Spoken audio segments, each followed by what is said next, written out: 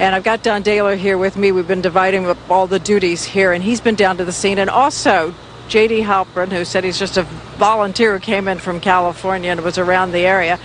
I just wanted to know, how much fire is there? You said you were just at ground zero. How much fire is left? Well, the building 7, there was no fire there whatsoever, but there was one truck putting water on the building, but it's collapsed completely. And then the other building that there were some flames still coming up was in World Trade Center 1, but not a lot. And you said you saw melted tour buses, melted cars? The cars that were right down there, it was just unbelievable. They were twisted and melted into nothing. The debris is just unbelievable. And then you can see fire trucks and police vehicles that were down there early that all their windows, the windshields are completely blown out must have been from when debris dropped.